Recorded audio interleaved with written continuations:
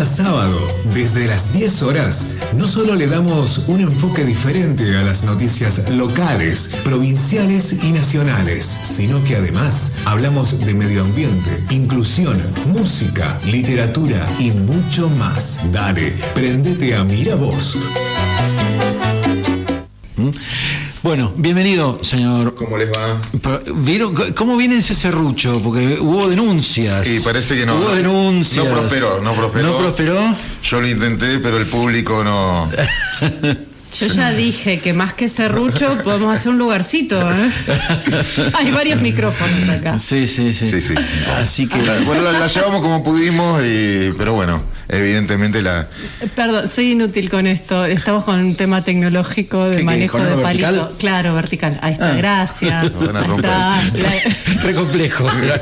La señora mayor La señora no sabe manejar. El palito selfie. Nunca tuve uno, entonces la verdad es que no sé cómo se maneja. Porque le cuento porque así les avisamos, estamos a punto de empezar a filmar.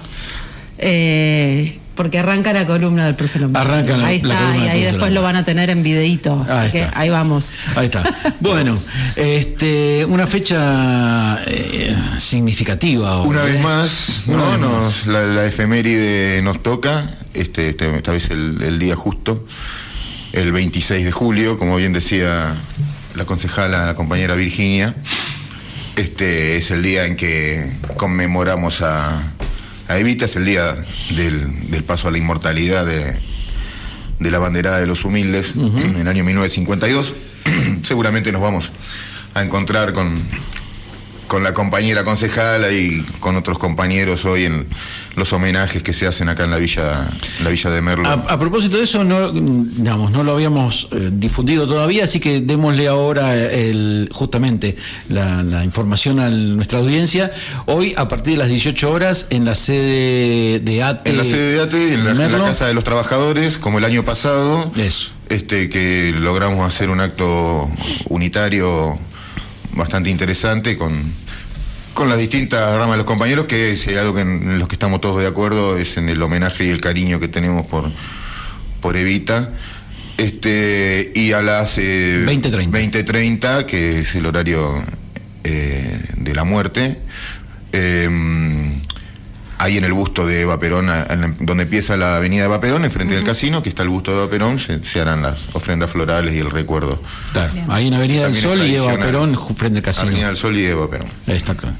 Bien, aprovechamos entonces ya y convocamos a esas dos actividades para este día. Que no solamente son de homenaje, sino también son de encuentro entre compañeros que evidentemente tenemos discrepancia con lo que está pasando en el país y que nos servirá para articular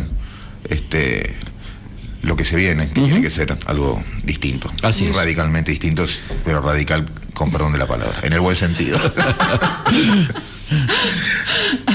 Y bueno, 26 de julio, yo lo que venía pensando, de Evita se ha hablado tanto, seguramente hay mucho que se puede agregar, porque en su corta actividad política, recordemos que tenía 33 años cuando nos dejó. En su corta actividad política, hizo innumerables cosas. Yo venía pensando la actualidad que tiene y la pregnancia que tuvo en su pueblo la figura de Evita, que estamos hablando de 73 años Sí. de su desaparición física, y cómo sigue siendo recordada y cómo sigue siendo bandera de reivindicaciones y de agrupaciones políticas. Yo creo que lo que se destaca de Eva Perón, y lo que el pueblo siempre reconoce, es la autenticidad que tuvo para hacer la inmensa obra que realizó. Yo creo que el pueblo identifica cuando una persona es auténtica, para bien y para mal, porque tenemos en la actualidad también, ¿no? Yo creo que las dos figuras que uno puede decir no están coachadas, son así como son Cristina y el energúmeno que tenemos de presidente, que se ven auténticos. Y yo creo que lo de Evita y el porqué de su trascendencia es que toda esa obra maravillosa que hizo, que fue una obra de justicia social y de solidaridad, lo hizo desde ninguna especulación política, sino desde un convencimiento de la construcción de una sociedad distinta. Quizás sería interesante recordar algunas cuestiones, pero no se puede todo. Los viajes que hizo Eva a Europa, por ejemplo, fueron una cosa fabulosa, ¿no? Perón no se movió de su país durante su presidencia. Evita sí, cuando fue a Europa en la primera escala en España, en una España asolada por una guerra civil, bloqueada por todo el mundo. La habían bloqueado a Franco, al caudillo o dictador de España. Tenía graves problemas económicos y Evita llega ahí con una ayuda extraordinaria, impresionante. Argentina garantizó que no faltara el pan en ninguna mesa de ningún español. Exactamente. Estados Unidos dice que es una provocación ir a un país que fue bloqueado, y Perón le contesta: no es una provocación, es un acto de amor ir a alimentar a un pueblo hermano. Así como España, fueron más de 30 países los que la Fundación Eva Perón llevó su ayuda, inclusive Estados Unidos, repartiendo juguetes y ropa. Pero además, te agrego, llevando adelante una acción política que tenía por intención primera, por ejemplo, difundir y plantear la famosa tercera posición, ¿no? Así es. O sea, había una concepción filosófica, política, que acompañaba a esa ayuda, como decías, en España, por ejemplo, para que en el medio de la hambruna se llevaba producción local, de ¿cómo se dice? De trigo, de maíz. Básicamente de alimentos a España. Alimentos a España, pero además había una intencionalidad política de decir, bueno, mirá, nosotros ni yanquis ni marxistas, ¿y por qué? Y hacer entender a la comunidad occidental al menos esta tercera posición. Sí, el peronismo... Quiero decir, ella tuvo un desarrollo político, no es solamente fui a llevar bolsones de juguetes o no, comida. Claramente se reunió a todos los países donde iba, se reunía con las organizaciones de trabajadores y generaba un vínculo, ¿no? con los trabajadores argentinos. No nos olvidemos que durante la época de Perón todas las embajadas tenían un agregado sindical, un trabajador que era el que tenía la tarea de contactar con los trabajadores de ese país. El peronismo tiene una pretensión hegemónica, por decirlo de alguna manera, en cuanto a extender su política por afuera de las fronteras de Argentina. Sí. Actuó directamente por ahí en Bolivia y Chile, con las elecciones de Ibáñez. Por ahí nos vamos un poquito de Eva, pero también tiene que ver. El peronismo fue el que bancó económicamente un desarrollo de un movimiento estudiantil latinoamericano muy basado en la reforma nuestra de Argentina del 18, un movimiento estudiantil que encabezaba Fidel Castro, por ejemplo, que también tiene que ver con la fecha. Si vamos al caso. ¿Por qué? El 26 de julio, movimiento 26 de julio se llama el movimiento revolucionario que derroca a Batista, que estaba comandado por Fidel Castro, Raúl Castro, Camilo Cienfuegos y nuestro compatriota, el comandante Che Guevara. Y el nombre del movimiento tiene que ver con cuando se realiza el ataque, la primera acción militar que realiza Fidel Castro es en 1953, el 26 de julio de 1953, asaltando un cuartel militar en el sur de la isla de Cuba. Yo no sé si la fecha es casual, no lo he visto en ningún lado, pero la verdad que el 26 de julio no era una fecha más en Latinoamérica, en ningún lugar del mundo. Evita fue una figura absolutamente internacional. Y Fidel Castro tenía estos contactos con el peronismo. Había sido bancado en toda su gira latinoamericana por Perón. De hecho, el día del Bogotazo en 1950, Fidel Castro estaba en Bogotá cuando matan a Eliezer Gaitán, que se arma la violencia que no paró hasta ahora en Colombia, y es extraído de Colombia por la embajada argentina.